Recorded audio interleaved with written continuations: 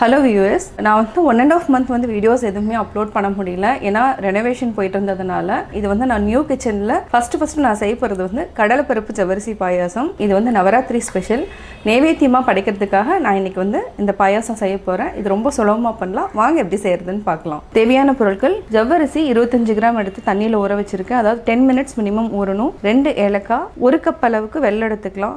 இதை வந்து நம்ம 2 ஸ்பூன் அளவுக்கு தண்ணி விட்டு காய்ச்சி தனியா எடுத்து வச்சுக்கலாம். கடலை பருப்பு 100 கிராம். இது வந்து தண்ணியில வந்து ஒரு 10 நிமிஷம் சோக் பண்ணிட்டு ஒரே ஒரு விசில் விட்டு எடுத்துக்கலாம். 1 கப் பால், 1 கப் வந்து தேங்காய் எடுத்திருக்கேன். இது வந்து தண்ணியில ஊற வச்சிருக்கேன். அதாவது சுடுதண்ணியில ஊற வச்சிட்டோம்னா பால் வந்து நிறைய எடுக்கலாம். இப்போ எப்படி செய்யறதுன்னு பார்க்கலாம். ஃபர்ஸ்ட் நம்ம ஒரு பேன் வச்சுக்கலாம். இதில் வந்து கீ வந்து ஒரே ஒரு டேபிள் ஸ்பூன், அதாவது முந்திரி திராட்சை வந்து நான் சொல்லலை. இதை வந்து ஃபஸ்ட்டு நம்ம வறுத்து எடுத்துக்கலாம்.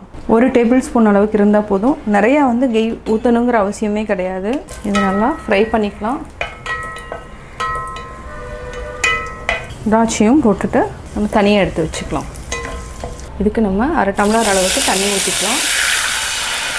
தண்ணி ஊற்றிட்டு ஜவ்வரிசி வந்து நம்ம ஆல்ரெடி ஊற வச்சுருக்கோம். இது வந்து ஆல்மோஸ்ட் 20 minutes வந்து நான் ஊற வச்சுருக்கேன். இது ஒரு 5 நிமிஷம் வரைக்கும் நல்லா வேகணும். அதாவது டிரான்ஸ்பரண்ட் ஆகிற வரைக்கும் நல்லா வேக வச்சுக்கலாம். இதே டைமில் வந்து நம்ம ஒரே ஒரு விசில் விட்டு கடலைப்பருப்பு நம்ம எடுத்து வச்சுக்கலாம். இது நல்லா வேகணும். 5 minutes மூடி வச்சுக்கோங்க. 5 நிமிஷம் ஆயிடுச்சு. ஜவ்வரிசி வந்து வெந்துட்டுருக்கு.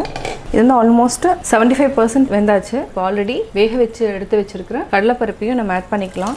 இதை நல்லா மிக்ஸ் பண்ணிக்கோங்க. இது ஒரு 2 நிமிஷம் 3 நிமிஷம் வரைக்கும் நம்ம விட்டுடலாம். ஜவ்வரிசி வந்து நம்ம அதிகமாக போடக்கூடாது. கடலைப்பருப்பு அதிகமாக போட்டுக்கலாம். அது வந்து என்னென்னா ரொம்ப ஜெல்லி மாதிரி ஆயிரும். அதனால தான் நம்ம ஜவ்வரிசி வந்து கம்மியாக போடுறோம். இதை நல்லா மிக்ஸ் பண்ணி விட்டுக்கோங்க. இது ஒரு 2 நிமிஷம் வரைக்கும் நம்ம மூடி வச்சுக்கலாம். 2 minutes ஆயிடுச்சு. நல்லா கொதிச்சிட்ருக்கு. தண்ணி நிறையா ஊற்ற வேண்டாம். ஏன்னா நம்ம தேங்காய் பால் ஒரு 1/2 டம்ளர் ஊற்றுறதுனால தண்ணி வந்து ஜாஸ்தி வேண்டியதில்லை. இது வேகிற அளவுக்கு மட்டும் நம்ம தண்ணி விட்டுக்கலாம். நல்லா வெந்துடுச்சு. இது வந்து பசும்பால் வந்து கொஞ்சமாக நம்ம ஆட் பண்ணிக்கலாம். அடுத்தது வந்து தேங்காய் பால் ஆட்டி எடுத்து வச்சுருக்கோம். தேங்காய் பால் வந்து டேஸ்ட்டாகவும் இருக்கும். இதையும் நம்ம ஆட் பண்ணிக்கலாம். இப்போ ஏலக்காய் வந்து 2 மட்டும் நம்ம ஆட் பண்ணிக்கலாம். தேவைங்கிறவங்க, அதாவது ஸ்மெல் பிடிக்குங்கிறவங்க இன்னும் 2 கூட ஆட் பண்ணிக்கலாம். இதை நல்லா மிக்ஸ் பண்ணி விடுங்க.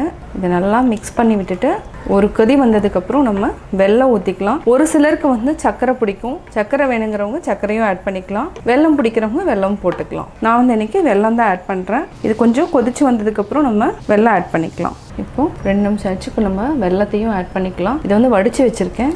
இதை நல்லா மிக்ஸ் பண்ணி விடுங்க. ஒரு சிலருக்கு இந்த வெல்லம் பத்தலைன்னா நீங்கள் வந்து இன்னும் கொஞ்சம் வெல்லமும் ஆட் பண்ணிக்கோங்க. கரைச்சிட்டு கூட நம்ம ஆட் பண்ணிக்கலாம். நான் வந்து வெல்லம் வந்து இதுக்கு வந்து இன்னும் ஒரு 25 கிராம்ஸ் ஆட் பண்ணலாம். ஆனால் நான் கொஞ்சம் கம்மியாக தான் ஆட் பண்ணியிருக்கேன்.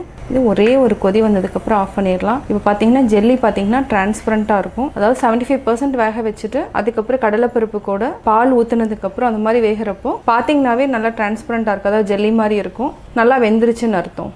இது ரொம்ப நேரம் கொதிக்க வேண்டியதில்லை. இப்போ கொதி வந்தோடனே நம்ம ஆஃப் பண்ணிக்கலாம். இப்போ கொதி வந்துடுச்சு, ஆஃப் பண்ணிக்கலாம்.